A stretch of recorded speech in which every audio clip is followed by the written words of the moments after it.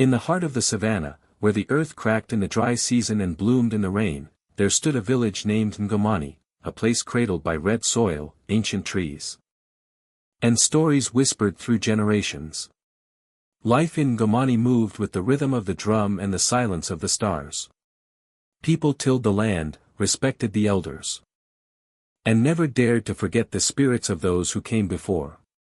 Among the people of Mwangi, the name Kalonzo held weight, not for wealth or power, but for the mysterious disappearance of his great-grandfather, Mwangi, many decades ago. Mwangi had been a healer, a diviner, and the spiritual head of the family. It was said that he could hear the trees speak and see through the eyes of the dead. One morning, he had simply walked into the forest with his sacred staff and never returned. What followed was strange. For many years, the family lived in peace and prosperity. But over time, luck withered like an unwatered field. Cattle grew sick. Harvests failed. Disputes broke out among siblings. It was as though something, or someone, was missing. Now, in the present day, Mwangi, a young man of 24 and a descendant of Mwangi, had grown up hearing tales of the old man's disappearance. Raised by his grandmother after his parents died in a road accident, Mwangi lived in a modest mud brick home on the edge of the village. He was quiet, observant, and drawn to old stories and silent places. While others chased city dreams, Mwangi stayed, tending the land and listening to the wind in the trees. He was different, and the spirits noticed. It began with a dream. Not just a flicker of images in the night, but a dream that left footprints on the waking world. In the dream, an old man appeared. Tall and thin, wearing robes of bark cloth and carrying a crooked staff carved with symbols Mwangi didn't recognize. The man stood beneath a massive baobab tree, its bark gleaming like ash, and said only one thing. Find the place where earth remembers, and the spirits will open the path. Mwangi awoke with a start. The air smelled of smoke and herbs, though none had burned. His skin was damp, not from sweat, but from morning dew, yet he was still inside his house.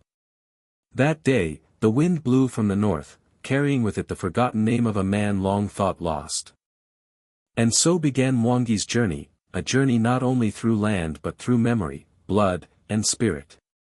A journey to unearth the truth buried by time, and a treasure buried beneath more than just soil.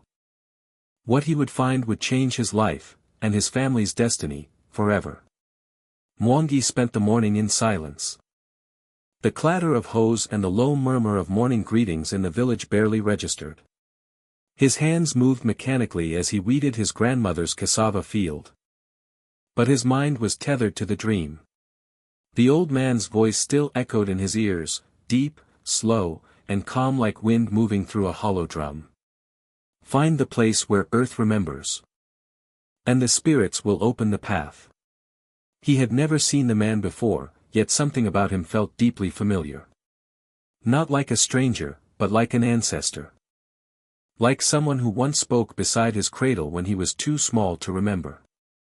Later that day, Mwangi sat with his grandmother, Nyanya Wafula, on the front stoop of their home. She was slicing sweet bananas into a woven tray, preparing to dry them under the sun. Her skin was folded with the years, but her eyes remained bright and knowing. Nyanya, he began hesitantly. Did Mwangi have a staff with carvings on it? The old woman paused mid-slice. A breath caught in her throat. Why do you ask? She said, not looking at him. Mwangi shifted on the stool. I saw someone like him in my dream. He stood under a huge baobab tree, holding a staff with symbols. He told me to find a place, where the earth remembers. Nyanya Wafula slowly placed the banana slices aside. She wiped her hands on her skirt and finally turned to look at him. Her gaze searched his face as if reading the lines of fate. You've seen the dream, she said softly. Just like your father. Mwangi blinked. My father? She nodded. He saw the same old man. The same words. When he was about your age. Why didn't he follow it? He tried, she said, voice tight with emotion. But he didn't get far. Not enough belief. Not enough guidance. And then, the accident. They sat in silence for a moment, the only sound the rustle of banana leaves and distant laughter of children. I think it's time, she finally said. Tomorrow, you'll visit the diviner. The following morning, Mwangi walked along a winding footpath that led to the edge of the sacred forest, where the diviner Mwangi lived. People in the village said he had 3 eyes. 2 in his head, and 1 in his heart. That third eye, they claimed, saw the spirit world as clearly as you or I see a tree. Mwangi's compound was small, only a hut, a stool. And a circle of stones burned black with old fire. Chicken feathers hung from a string across the entrance. Karibu, the old man said before Mwangi could even knock. I've been waiting for you. Mwangi stepped forward slowly. You know why I'm here? I know what visits your dreams, Omari said. And I know that spirit has chosen you. The diviner gestured for him to sit. He placed a calabash on the ground, filled it with cowrie shells, bones, and blackened seeds. Then he began to chant, his voice rising and falling like waves on the lake. The shells clattered as he cast them. Omari's eyes glazed for a moment. Then he spoke, his voice distant. The treasure is not gold. The path is not straight. The land is old. The spirit waits. Blood must speak. And earth must crack. Mwangi shivered. Omari looked at him directly now. The staff you saw is real. It was buried with Mwangi. But not in a grave. In a place where memory lives. You must find the old baobab. Not just any one, the first tree. Mwangi frowned. The first tree. You will know it when you see it, Omari said. But beware, not all spirits want you to succeed. Some guard secrets with jealousy. You must go prepared. He handed Mwangi a small pouch of herbs, a beaded necklace, and a thin gourd sealed with wax. This will protect you, he said. When the spirits speak, listen. When the earth moves, do not run. You are chosen, but choice means nothing if you fear. That night, Mwangi dreamt again. This time, the old man pointed toward a hill where 3 stones stood like sentinels. At the base of those stones, the roots of a great tree shimmered like silver. He awoke just before dawn. Grabbing a satchel, the pouch of herbs, and the necklace Omari gave him, Mwangi set out into the early morning mist. His grandmother watched him from the doorway without saying a word. But her hands trembled around her walking stick. As he stepped beyond the last hut of Mwangi, a sudden wind picked up, cool, sharp, and sweet-smelling like incense. The birds stopped singing for a moment. Somewhere in the distance, the earth seemed to whisper his name. Mwangi. He paused. The journey had begun. The path wound like a serpent through the tall savanna grass, veiled in the mist of early morning. Mwangi's sandals whispered against the dirt as he walked, guided more by instinct than direction. The dream's image, 3 stones standing like guards and a great tree with silver roots, hovered in his mind, pulling him forward. He carried only what he needed, a water gourd. The charm necklace from Omari, the herb pouch, and his late father's worn satchel. Inside was a piece of parchment with ancestral names written in fading ink, names that seemed to watch him now like silent companions. The land spoke in soft languages, the rustle of wind. The click of insects, the distant hum of birds stirring. Mwangi felt like he was walking through 2 worlds at once, the visible and the hidden. He passed an abandoned shrine half-eaten by vines. A goat skull sat in the grass beside it, bleached white by time. He offered a silent prayer, touching the necklace around his neck. The diviner had told him, respect all places. Even the forgotten ones. Spirits remember what men forget. By noon, the mist had cleared and the sun stood high, casting long shadows. And there, just beyond a bend in the trail, Mwangi saw it. The hill rose gently, covered in tufts of yellow grass. At its summit stood the 3 stones, tall, jagged, and ancient. They were darker than any rock he'd seen in the region, marked by strange, natural grooves that almost resembled writing. Standing at the base of the hill, Mwangi's heart thudded. This was the place from his dream. He climbed slowly, feeling the weight of unseen eyes watching. When he reached the stones, he noticed they weren't placed randomly. One leaned slightly east, the other toward the sky. And the third pointed downhill, toward a dense grove of trees he hadn't seen until now. At the heart of the grove stood a towering baobab. Even from this distance, Mwangi could tell it was no ordinary tree. Its trunk was thicker than a hut. The bark shimmered faintly in the sun, as if it held light beneath its surface. Birds avoided it. The air around it seemed to hum. He descended the hill cautiously. As he approached the grove, the temperature dropped. The wind hushed. Shadows thickened. He whispered his name, just to hear his own voice. Mwangi. And then, faintly, someone answered. Mwangi. He froze. The voice was his, but not his. Older, deeper, layered with echoes. It had come from the tree. Swallowing hard, he stepped into the grove. The air felt thicker here, like walking through memory. As he reached the base of the baobab, he placed a hand on its bark. It was warm, almost pulsing. Insects crawled across its surface, forming shapes before dispersing. He could feel the age of it, hundreds of years, maybe more. This was the first tree. He was sure. At its base, partly hidden by root and dirt, was a depression, like a shallow pit or forgotten altar. He knelt and brushed away the leaves. The soil was soft, unnatural for this season. He dug with his hands, and soon struck something hard. Wood. He cleared the dirt and pulled it free, a small, carved box bound with twine, its lid sealed with a dried herb paste. His hands trembled. He broke the seal and opened the box. Inside lay bones, delicate finger bones arranged in a spiral. At the center was a stone bead the size of a thumb, etched with a spiral symbol. Beneath it, folded tightly, was a strip of bark. On it, scrawled in black dye, was a phrase. When blood touches root, memory returns. His mind spun.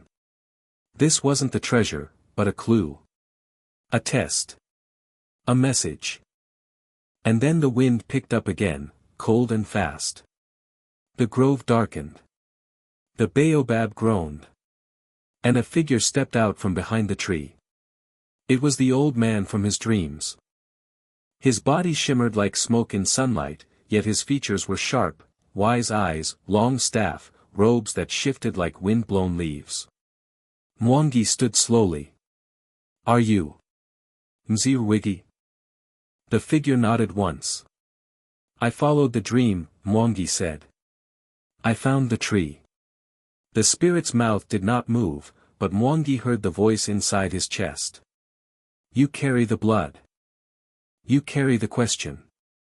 But the earth does not open for the curious, it opens for the worthy. Mwangi swallowed. What must I do? You must awaken what sleeps. Return what was taken. Speak the names. The wind roared. The baobab shook. The ground beneath them split, not violently, but deliberately. A crack opened at the tree's base, revealing a narrow shaft descending into darkness. Cold air rose from it, smelling of clay, ash, and something older. Mwangi looked into the crack. A single word echoed from below. Enter. He clutched the necklace around his neck, took a deep breath, and stepped into the earth. The darkness embraced Mwangi like a second skin. The shaft beneath the baobab was narrow and steep. But the walls were smooth, almost as if shaped by hand, or by something more ancient than tools. He descended slowly, 1 foot after another, the air growing colder with every step. His fingers trailed along the damp walls for balance, and the small gourd Mziomari had given him pulsed faintly in his bag, warm against his side. After what felt like an eternity wrapped in silence, Mwangi reached the bottom. The tunnel opened into a wide chamber, lit not by flame or sun, but by a strange, pale luminescence that seemed to emanate from the walls themselves. The chamber was circular, and its walls were covered in symbols, spirals, hands, trees, stars, eyes. Some Mwangi recognized from divination stones and old story carvings. Others were older than language, etched into the rock like memories branded into the land itself. At the center of the chamber stood a stone pedestal. Upon it rested a long object wrapped in bark cloth and bound with red twine. Mwangi stepped forward, heart pounding, and slowly unwrapped it. It was the staff. The same staff he had seen in the dream. Carved with symbols, its surface worn by time, but alive with energy. The moment he touched it, a sound like a heartbeat filled the chamber, boom, boom, boom, slow and steady, coming not from the air, but from the earth itself. As his fingers closed around the staff, a vision exploded in his mind. He saw Mziwigi standing beneath the baobab, whispering words of power. He saw the villagers long ago, gathered around the tree, offering food, song, and dance to the spirits. He saw disputes settled, babies named, lovers united, all under the blessing of the ancestral shrine. But then, something shifted.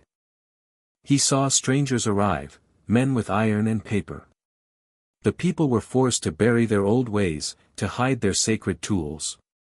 The staff, the symbols, the rites, buried for protection. For fear of destruction. Mziwigi had gone underground, literally, to keep the truth safe. When the vision faded, Mwangi was kneeling, his forehead touching the staff. The chamber now felt heavier. Like it was pressing down on him, not in hostility, but in expectation.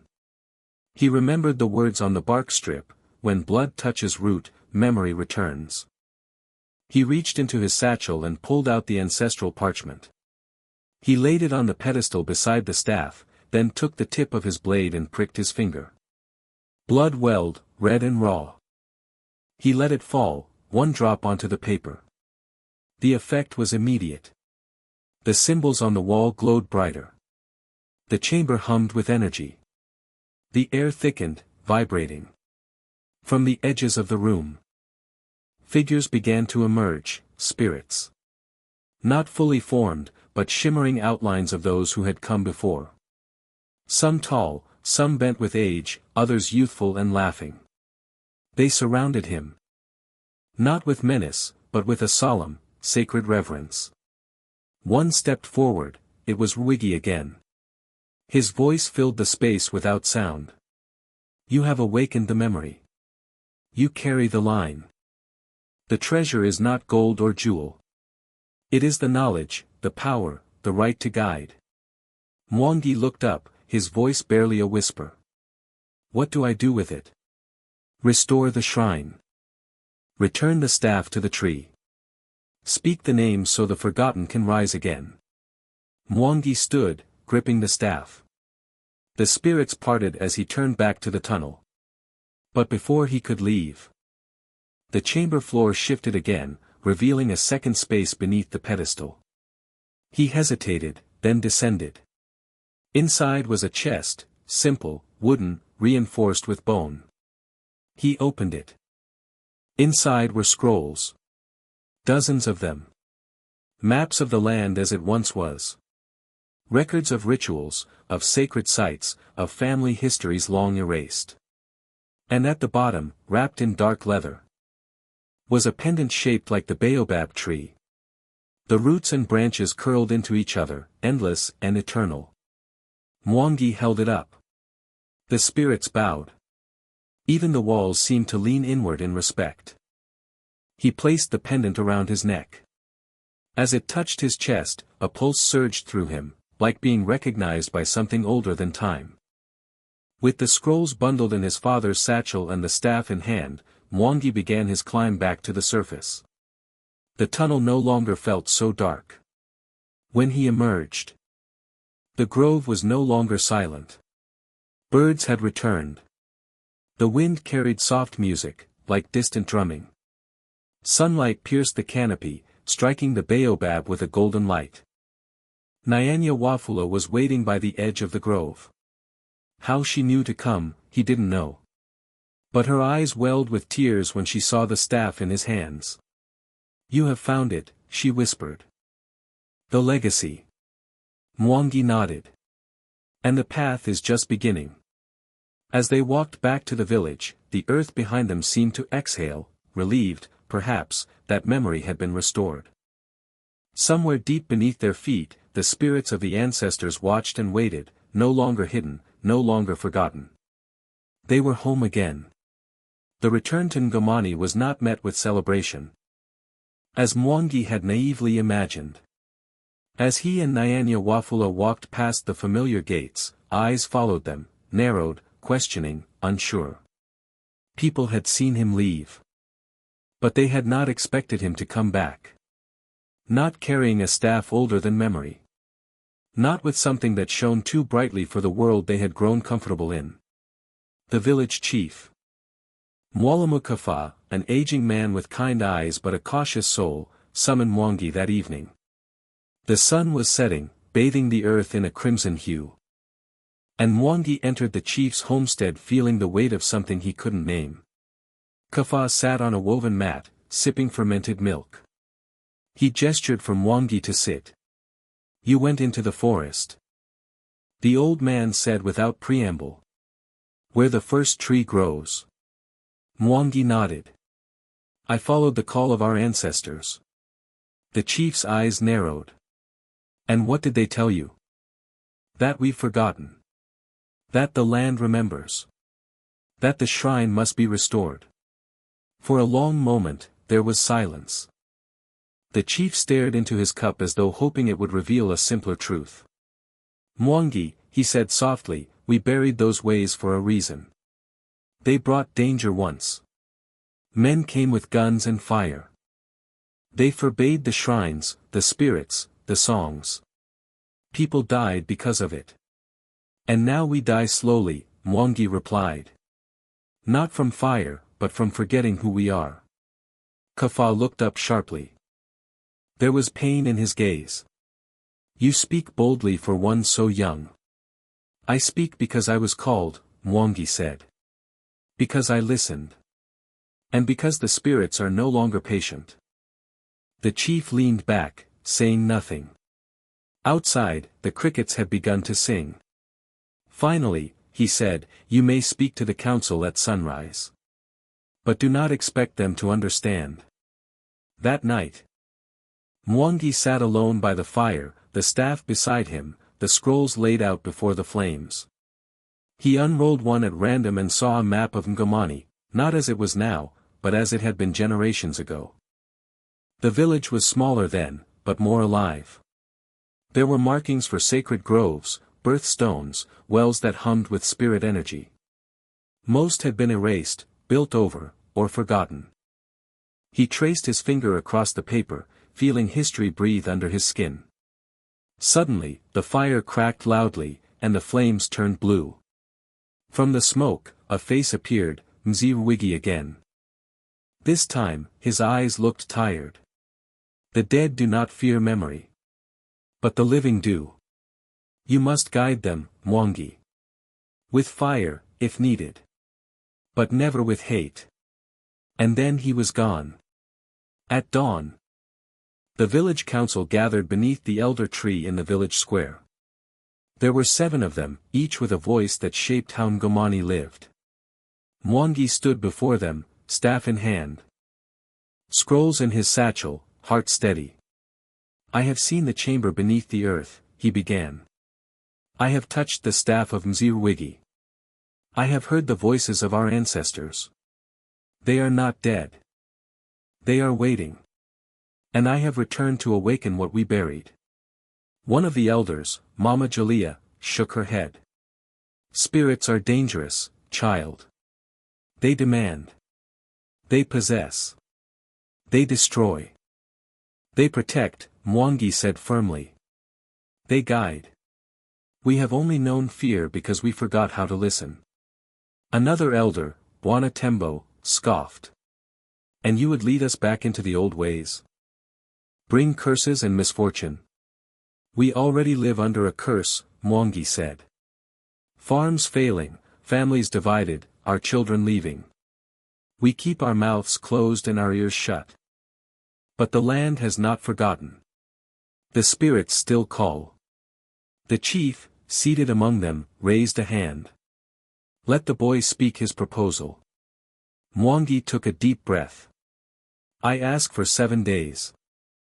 Let me rebuild the shrine beneath the baobab. Let me return the staff. If in 7 days, the land remains silent, and nothing changes, I will bury the staff myself. A heavy silence followed.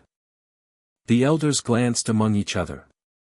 Eventually, Mwalamukafa nodded. 7 days. No more. And so it began. With only a few of the youth willing to help, mostly those curious. Some skeptical, Mwangi returned to the grove. They cleared the brush around the baobab, swept the earth, and laid stones in a sacred circle according to the scrolls. Mwangi taught them chants whispered to him in dreams, songs that hadn't been sung since his great-grandfather vanished. As they worked, animals returned. A herd of antelope passed nearby. Birds nested in the branches above. Even the bees built hives along the trunk, as if blessing the labor. On the 3rd night, they lit the sacred fire. Mwangi placed the staff upright into the center of the circle, its base sinking into the earth with a hiss, like a key sliding into a long-locked door. That night, every person in Ngomani dreamed the same dream. They stood beneath a starlit sky, surrounded by ancestors, and heard their own names spoken by voices long dead. Some awoke in tears. Others in fear. But none could deny the message. The shrine was awake. On the 5th day, the rains returned. Not the destructive kind, but the gentle, nourishing kind. The river, dry for months, began to trickle again. People came.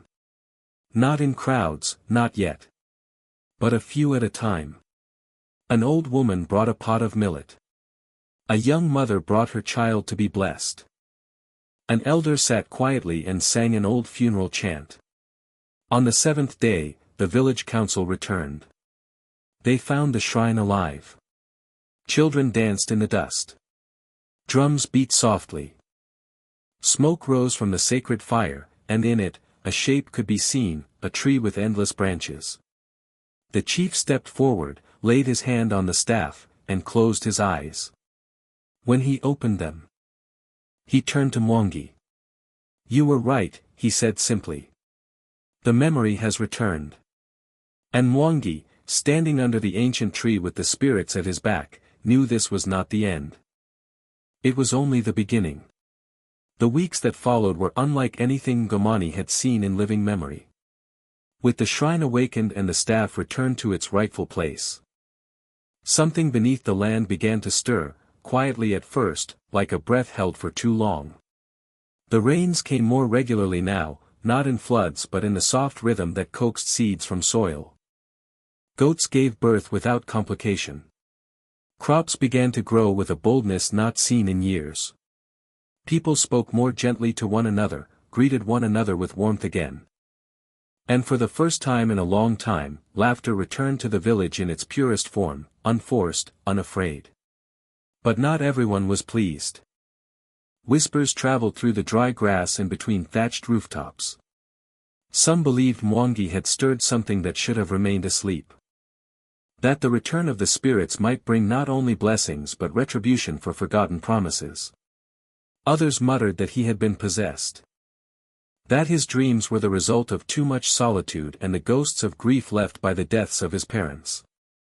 One night, as Mwangi returned home from tending the grove, he found the door to his hut open, and inside, a small pile of ash laid carefully on his bed. It was a message, one of warning. Ash was used in Ngomani to signify spiritual danger, a way of saying, what you touch is no longer yours. He didn't tell Nyanya Wafula, though she noticed his silence and the way he sat longer by the fire, eyes fixed on nothing.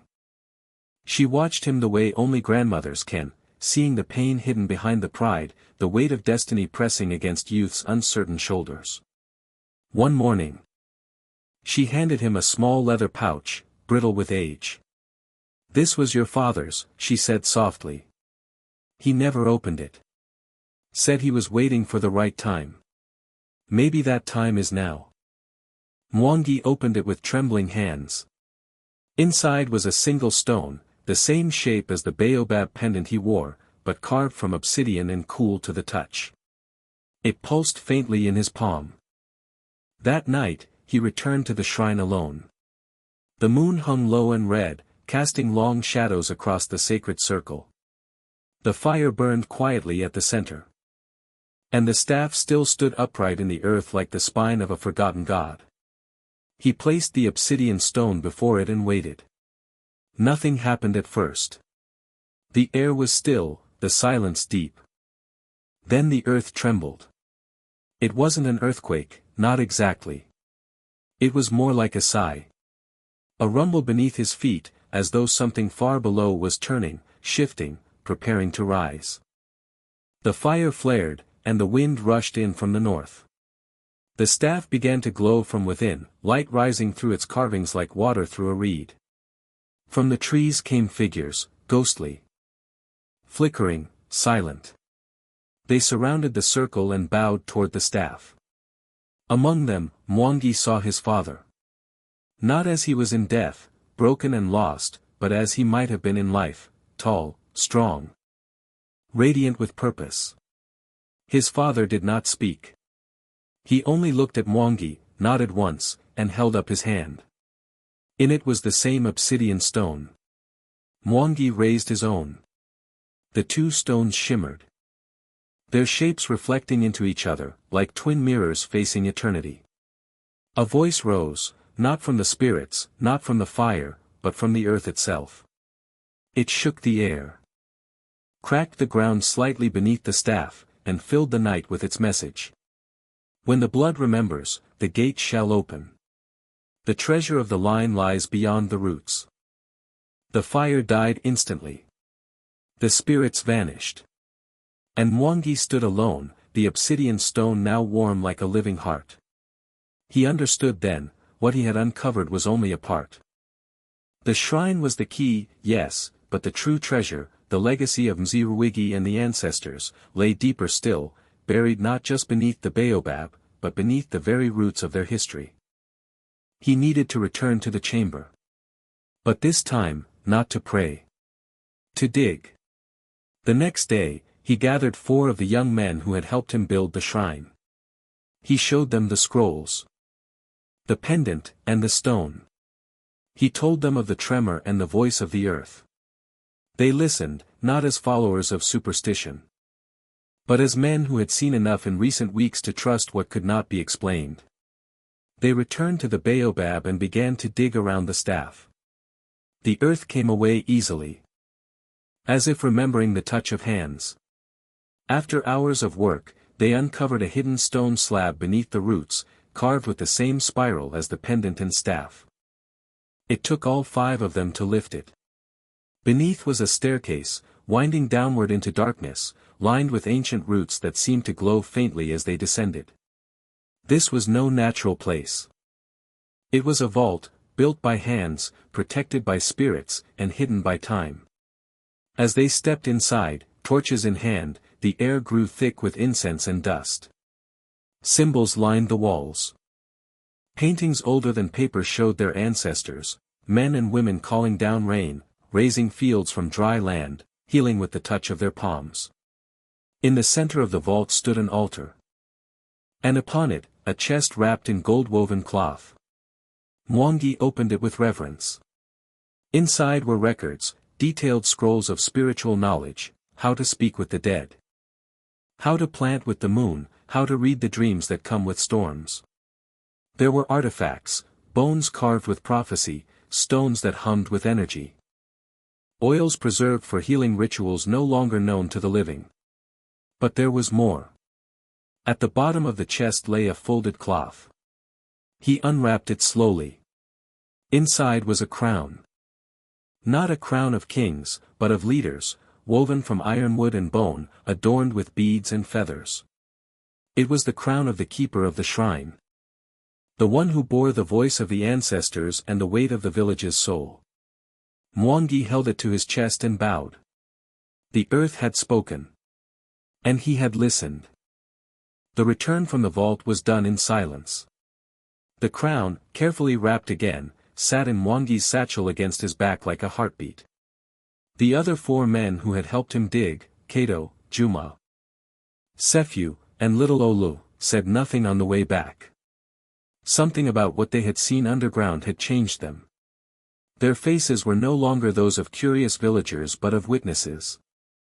Guardians now bound to a truth too sacred to speak of lightly. The moment their feet touched the surface again, the air around them seemed different, sharper, cleaner, more aware. The baobab tree no longer felt like a relic, it breathed. Word of the vault, of the scrolls and the crown, began to spread, not from the mouths of those who had gone with him, but from dreams. That very night, several elders in the village dreamt of Mwangi standing beneath a sky filled with fireflies, holding the crown of ironwood in his hand. He said no words. But he placed the crown on Mwangi's head, and then turned to dust. In the morning, they came to him. Not in anger. Not in doubt. In silence. Mwalimu Kafa arrived first. Followed by the other 6 elders. They came to the baobab, where Mwangi sat with the staff beside him, already preparing the altar for the morning's ritual. Nyanya Wafula stood close by. Her face proud and calm, her eyes knowing. Kafa looked at the staff, the scrolls, the newly repaired stones of the shrine. He looked at Mwangi and said simply, "We are ready." Mwangi nodded. Then opened the satchel. He unwrapped the crown and held it up high. A murmur ran through the small crowd that had gathered. Even the children fell silent. "This," Mwangi said, his voice strong and steady, "is not for rule. It is not for power. It is for memory. For guardianship. For the voice of those who can no longer speak." He turned to the altar. Placed the crown gently upon it, then removed the pendant from his neck. Holding both, he knelt before the staff. "I do not ask to lead," he said. "I ask to remember. I ask to carry the burden that our fathers buried, and our mothers wept for in silence. I ask to listen to the earth, to speak to the wind, to guard the names." Then he stood. He turned to the elders. Kafa stepped forward and, with both hands, lifted the crown. He looked at Mwangi for a long moment, this boy who had been quiet, strange. The one left behind by modern ambitions, mocked for his old soul. Kafa placed the crown on his head. "The keeper of names," the chief declared. A wind rose, sudden and soft, passing through the grove like breath. The baobab's branches shook gently, and from the heart of the shrine, a deep, low tone sounded, like a drum buried in the earth. And the people began to chant. That night, Mwangi did not sleep. He sat by the fire, the crown now resting beside him, the staff in his hands. The stars above were unusually bright. The pendant around his neck glowed faintly, as if whispering old secrets. He had thought the journey would end here, at the crown, at the awakening, at the restoration. But now he realized, this was only the foundation. The true task lay ahead. In the days that followed, Mwangi and his companions began restoring not just the shrine, but the forgotten systems of spiritual life. They reopened the ancestral well that had been sealed by a missionary generation ago. They uncovered the sacred stones where children were once named under moonlight. They relearned the songs that called the rain and kept the night spirits at bay. Nyanya Wafula shared every story she could remember. Other elders, once silent out of fear, began to speak again. The scrolls were studied, copied, preserved in gourds lined with dry ash and sacred leaves. Yet with every gain, there were ripples. On the 4th week after his crowning, strangers arrived in Mwangi. They wore clean clothes, carried clipboards, spoke in a mix of local dialect and foreign accent. One of them was a local government representative. Another was a surveyor.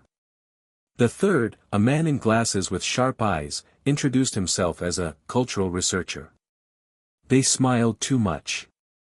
"We've heard," said the man with glasses, "that some exciting rediscoveries are happening here." Kafa met them at the village gate. "This is sacred ground," he said. "Of course," the man replied. "But when historical artifacts are uncovered, they must be documented, sometimes even relocated, for preservation. The government has guidelines for this. You understand." Mwangi was called. He stood before the men, staff in hand, crown on his head, scrolls bundled under his arm. "What you seek to remove," he told them, "does not belong to a museum. It belongs to the soil that birthed it. To the people whose breath still carries its songs." The surveyor frowned. "Are you claiming legal ownership of these items?" "I am claiming ancestral guardianship." The government official, nervous now, cleared his throat. "These things can be shared. Perhaps a compromise. A small donation to the village." "No," Mwangi said. The spirits had already warned him in dream. There would be those who would come, wearing friendly faces and carrying knives of permission. There would be those who wanted the treasure, but not the memory. The symbols, but not the sacrifice. And so the village stood behind him. The shrine was declared sacred land under tribal protection. The artifacts remained untouched. The visitors left with thin smiles and colder eyes. But Mwangi knew this would not be the last test. That night, he returned to the vault alone. He laid the scrolls in a circle. He took the crown from his head and placed it at the center. Then he prayed.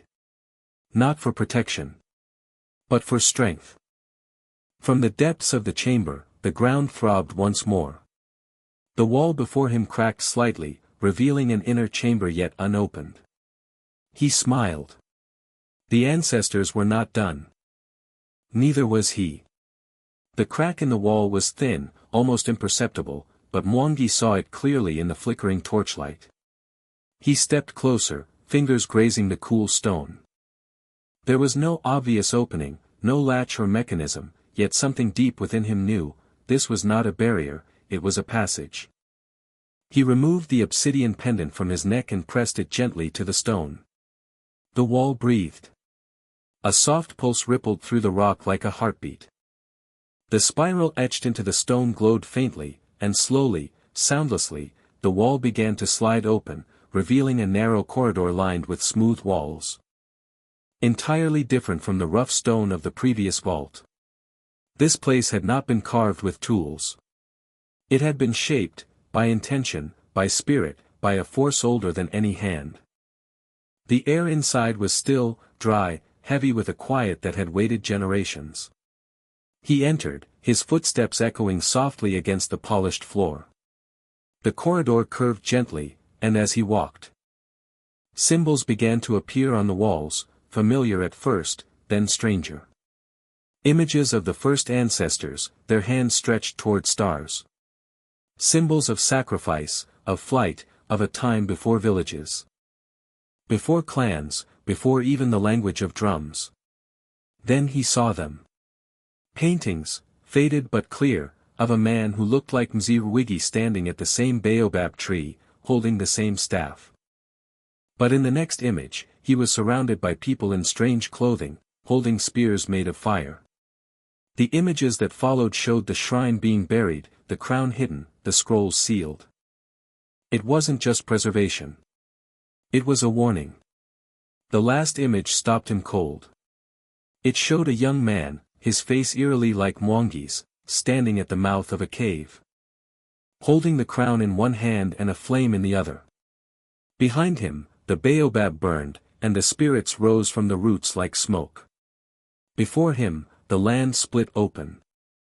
And a great shadow stood in his path. He had to choose, go forward and risk everything, or turn back and lose all that had been recovered. Mwangi's breath caught in his chest. Was this prophecy? Was this what the ancestors had seen? Was the treasure not only a gift, but a burden? He stepped into the final chamber. It was vast. Circular. The ceiling rose into darkness. And the floor was covered with sand that glittered faintly like salt. At the center stood a raised platform carved from black stone, and on it rested a single object, a drum. But not just any drum. It was massive, taller than Mwangi, its surface stretched with animal skin that shimmered with old magic. Around its base were carvings of names, thousands of them. Curling around the drum like a spiral staircase of identity. He walked toward it, and each step echoed like thunder.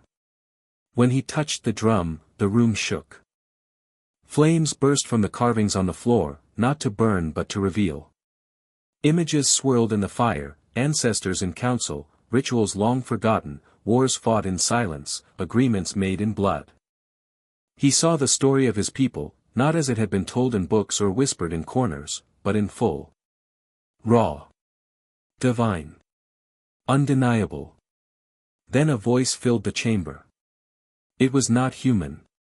It was the earth. The sky, the wind through bones, the cry of an eagle across time. This is the final name. The true treasure is not memory, but continuity. You are the bridge. Mwangi dropped to his knees.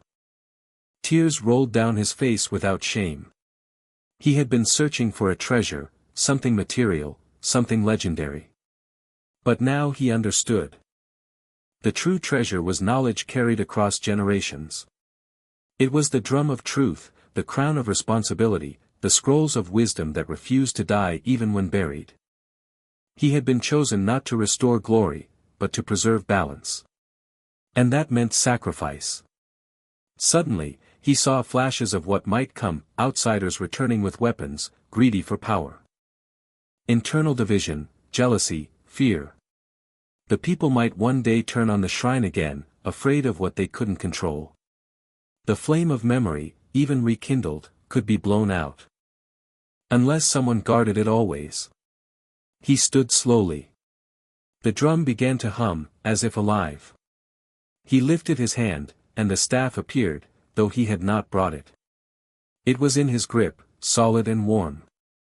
The chamber accepted him. The ancestors gathered in silence around him. Dozens. Hundreds.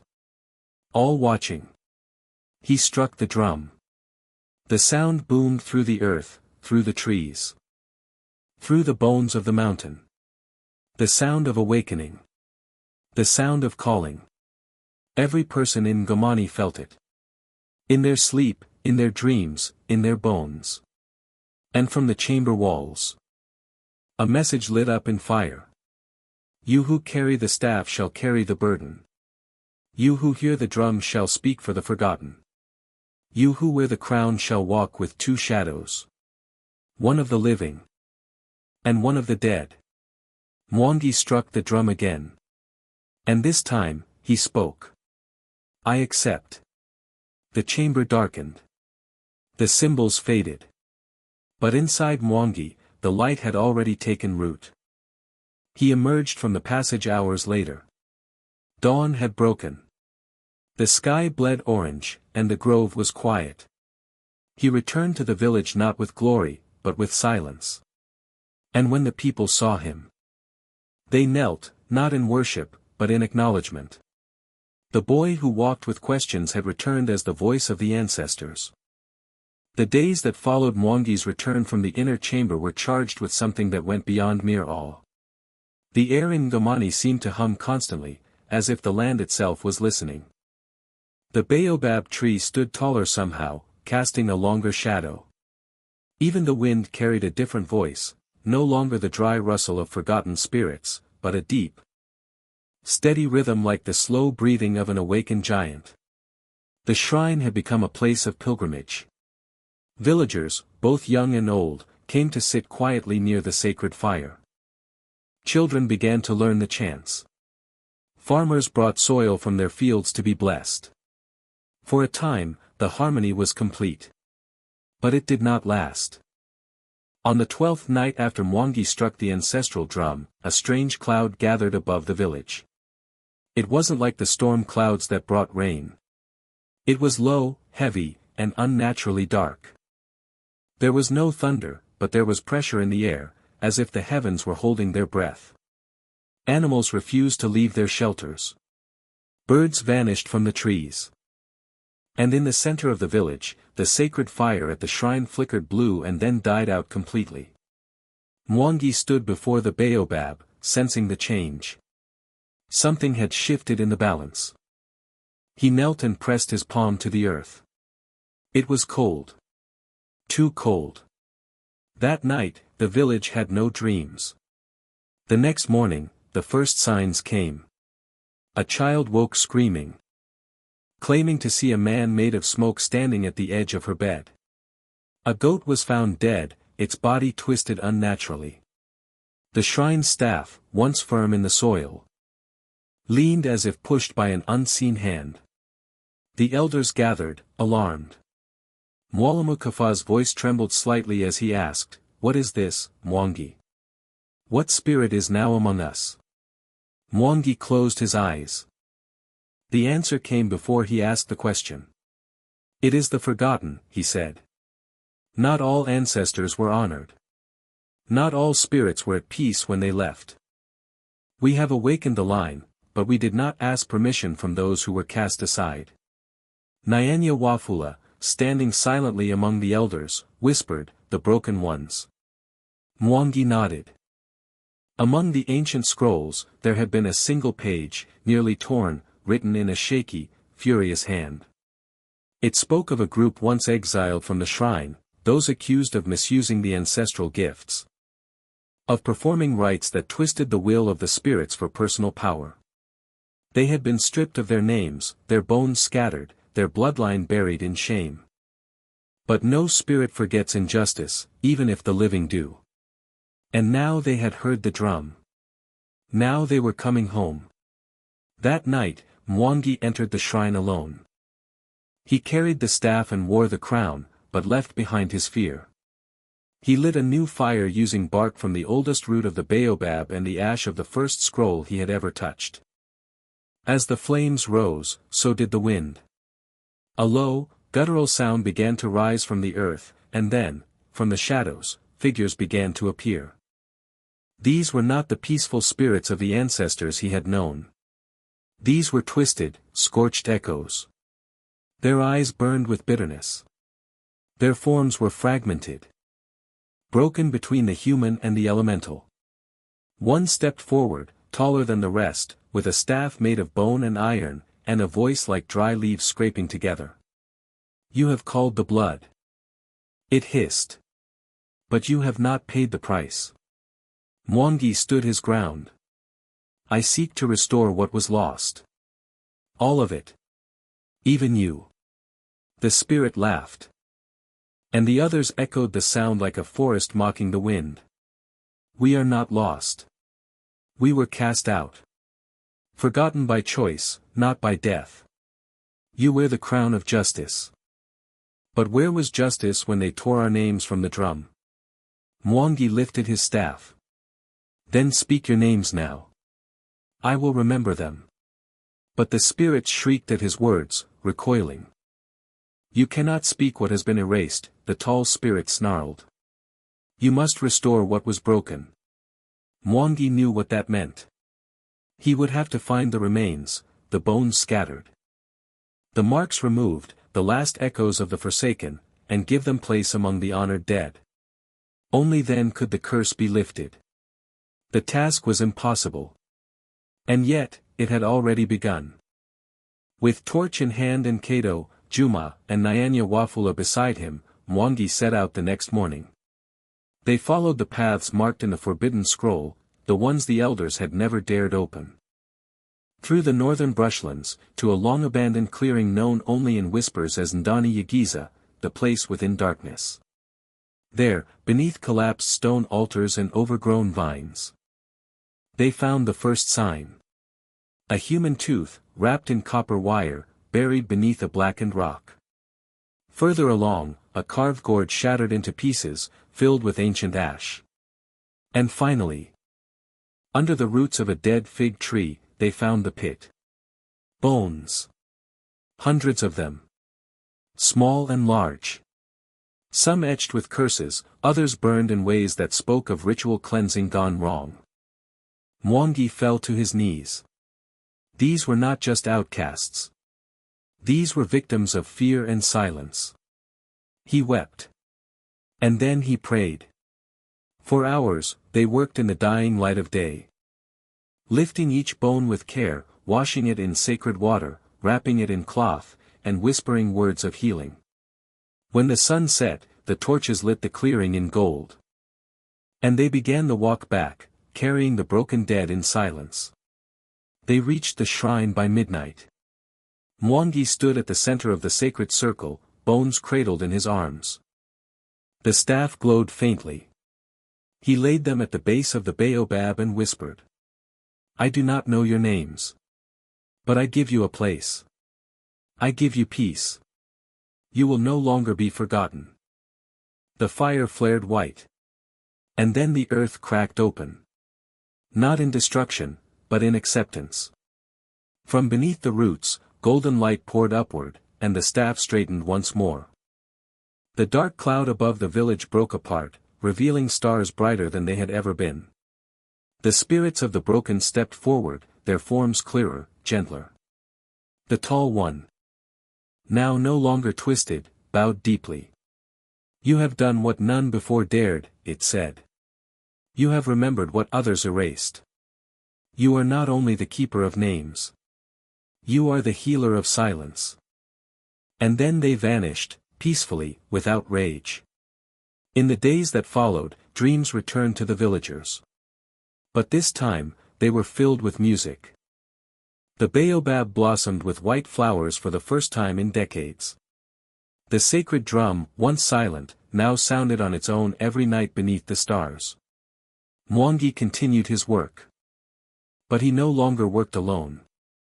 Others joined him, wearing beads of the ancestors, learning the ancient paths, healing the wounds of a land too long ignored.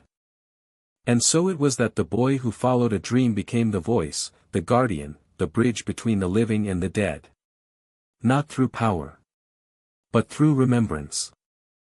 There are moments in a man's life when time folds, not forward or backward, but inward. Mwangi had crossed one of those moments the night he laid the bones of the forgotten at the roots of the baobab. Since then, something had shifted not only in Ngomani, but in him. He no longer dreamt as before. His sleep became a passage, a corridor without doors, where he walked freely between memory and vision, between the living and the long dead. He began to recognize voices not only by sound, but by scent, by wind pattern, by the way his skin tingled when certain names were spoken in the air. He had become the spirit walker. The villagers called him that now, not in mockery, but in awe. Children no longer feared his quietness. They gathered around him, touching the hem of his cloak as if it could pass some ancient power into their skin. Elders stepped aside when he passed. And when the drums spoke at night, it was his voice that interpreted them. The shrine no longer needed tending, its fire stayed lit on its own. The baobab no longer needed water, its roots drank memory.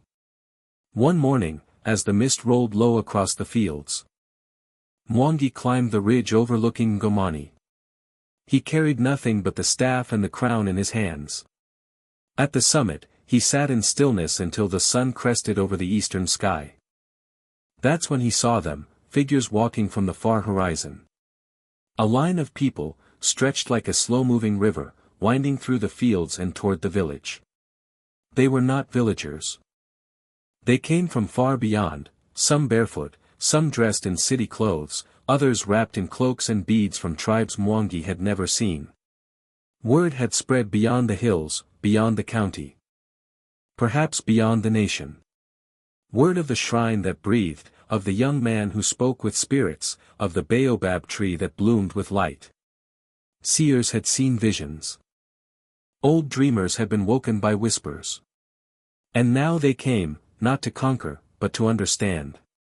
By nightfall, Ngomani was filled with strangers, but there was no chaos.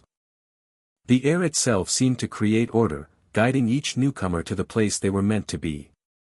Some sat in silence near the shrine. Others helped prepare food. A few sang old songs in unfamiliar tongues that somehow harmonized with the rhythms of the drum. Mwangi welcomed none formally, yet all felt welcomed. And that night, as he sat at the base of the baobab, the staff resting against his shoulder, the crown beside him, a child stepped forward from among the visitors. She was no older than 7. Her hair was braided with tiny bones. Her eyes dark as river stone. She looked up at Mwangi without fear. "I dreamt of you," she said. "You were standing on a road of fire." Mwangi smiled. "And what was on either side of the road?" She tilted her head. One side had faces. The other side had stars. He nodded. "Then you saw truly." That night, Mwangi left the village. He did not tell anyone. Not even Nyanya Wafula. Not Kato, nor Juma. Not even the staff told the earth of his passing. He walked alone, barefoot, into the heart of the forest.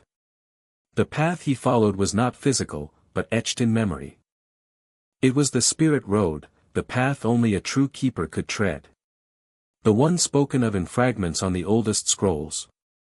A road that led to the crossing place, where no living man had gone willingly in generations. It was not death he sought. It was the source. The forest thickened. The wind vanished. No animals stirred. Yet Mwangi was not afraid. The pendant around his neck burned with warmth. The staff lit the ground beneath his feet.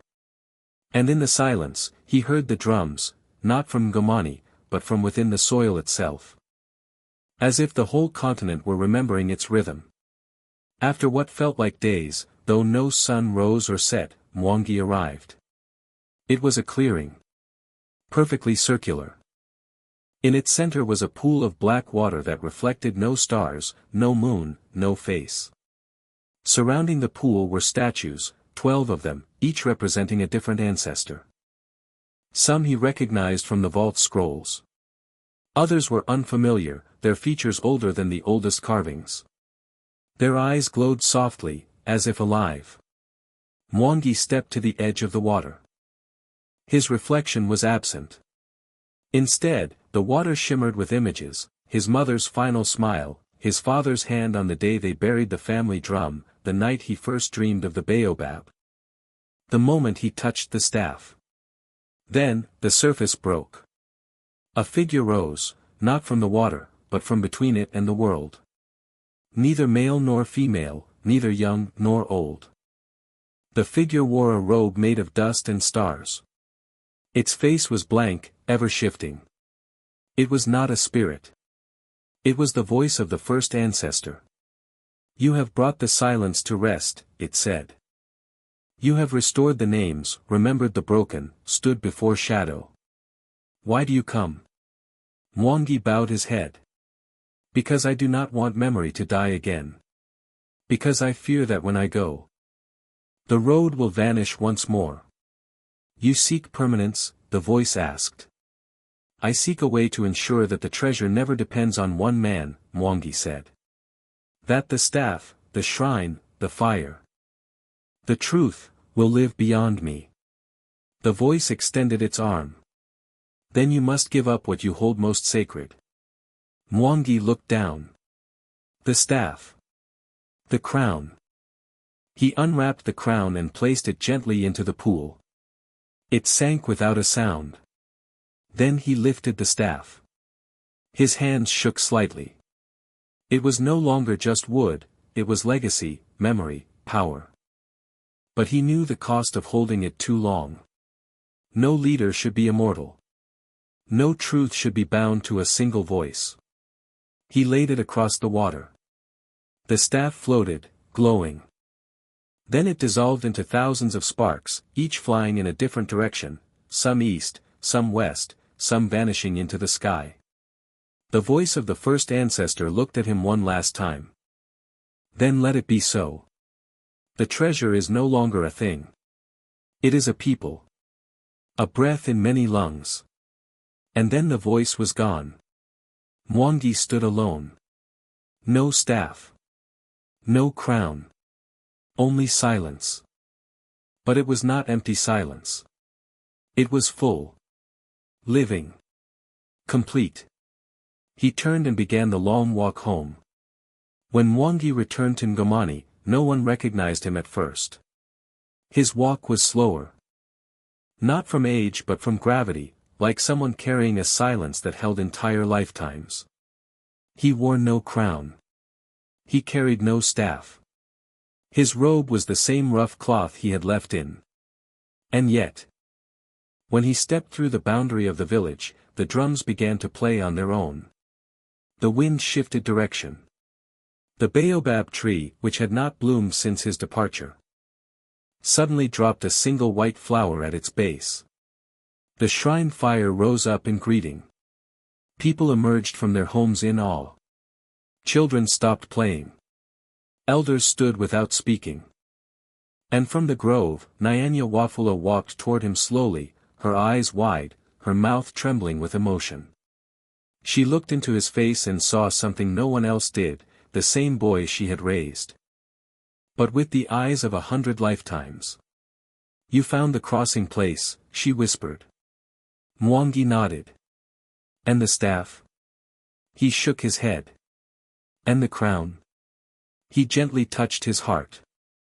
It's here now. It belongs to everyone. She embraced him tightly, holding him as if the world might split again if she let go. Over the next weeks, Ngomani transformed, not in the way cities do. With machines and money, but in the way rivers shift after a flood. Gently. Inevitably. The shrine became a living center, not governed by any one person, but tended by many. The scrolls were transcribed and shared, not only with villagers, but with schools, elders from neighboring tribes, and seekers from across the continent. People came not just to witness miracles, but to learn, to remember, to connect with their own forgotten roots. The sacred drum, now protected beneath a new thatched shelter, was played only during full moons. But its echo could be heard for miles, stirring memories in those who had never even set foot in Ngomani. Children were given names again beneath moonlight. Stories were told openly by the fireside, some sad, some glorious, all true. As for Mwangi, he no longer led. He walked the village paths barefoot, greeting people with quiet warmth. Listening more than speaking. When asked for guidance, he gave questions instead of answers. When praised, he pointed to the baobab. That's the elder, he would say. I'm just the echo. And still. His dreams continued, not as messages to him alone, but as windows into what was coming. One dream showed a young girl wearing a robe like his, walking through a distant city, planting seeds of memory in concrete cracks. Another showed a group of dancers in the desert, chanting the names of ancestors no one had spoken in 200 years. Another showed war, fire, greed rising again. But in all dreams, the staff floated, now made of light, passing from hand to hand, across generations. One evening, as the sun set in its most golden light, Mwangi sat beneath the baobab, Nyanya Wafula beside him, their hands in the dust. I'm not sure how long I'll stay, he said softly. She didn't ask where he would go. She only smiled. Spirits don't need houses. No, Mwangi said, looking up at the sky. Just space to breathe. As night fell, the shrine lit up on its own, without a torch. Children danced in the sacred circle. The drums played by invisible hands. The fire pulsed, steady and warm. And above them, in the highest branch of the baobab, a single spark shimmered into the sky, like a soul released, not vanishing, but returning to where it came from. The treasure had never been gold, nor bone, nor prophecy.